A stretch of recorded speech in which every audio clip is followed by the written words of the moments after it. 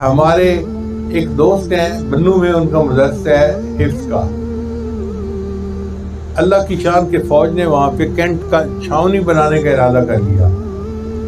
وہ کہتے ہیں کہ میرے پاس علماء آتے تھے اور مجھے کہتے تھے کہ آپ جلدی اپنا مدرسہ کہیں اور شفٹ کر لیں، اگر یہاں کینٹ بن گئی تو یہاں تو بہت جو ہے سیکورٹی ہوگی، کوئی آئے گا ہی نہیں، تو آپ کا مدرسہ کیسے چلے گا؟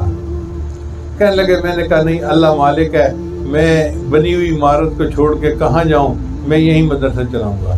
میں بیٹھا رہا حتیٰ کہ کینٹ بن گئی اور فوجی آ گئے۔ کہنے لگے جب فوجی آ گئے تو اس علاقے میں تو کوئی چڑیا بھی نہیں پھٹک سکتی تھی، لوگوں کا آنا تو بڑی دور کی بات تھی۔ اب اندر سے پریشان تو میں بڑا تھا کہ اس علاقے میں مدرسہ کیسے چلاؤں گا۔ کہنے لگا ایک دن میرے پاس کچھ بچوں کے کھانے پکانے کے لیے نہیں تھا، میں مدرسے میں آیا تو میں نے دیکھا کہ 6 بکرے کھڑے ہوئے ہیں۔ کوئی کہنے لگا جی ایک بندہ آیا تھا 6 بکرے دے گیا طلباء کے لیے۔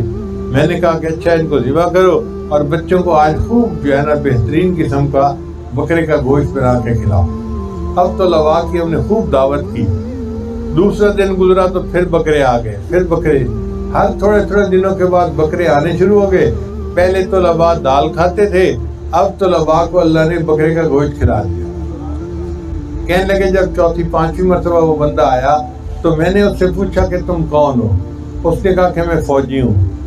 میں نے کہا بکرے کیوں لے کے آئے ہو؟ کہنے لگا کہ جو فوجی ہے وہ بھی آخر مسلمان ہے نا، تو کسی کے گھر میں بیٹا ہوا، خوشی ہوئی، تو اس نے کہا کہ بیٹے کی خوشی میں میں مدرسے کے طلباء کو بکرا بھیجتا ہوں۔ کسی کے گھر میں والدہ بیمار ہوئی، اس نے کہا کہ میں صدقے کے طور پہ بکرا بھیجتا ہوں، اللہ میری والدہ کو شفا عطا فرمائے۔ اب خوشی غمی تو ہر ایک کے ساتھ لگی ہوئی ہے۔ چنانچہ ان فوجیوں پہ جو حالات آتے تھے وہ 5-10 بکرے صدقہ کرتے تھے اور صدقے کے بکروں سے اللہ نے مدرسہ چلا دیا۔ لوگ کہتے ہیں کہ یہ مدرسے بند کرواتے ہیں۔ ہم نے کہا بھائی ہمارا مدرسہ تو اللہ نے ان کے ہاتھوں سے چلوا دیا اور اللہ آئندہ بھی چلوائے گا، اور مدرسوں کو کوئی بند نہیں کر سکتا۔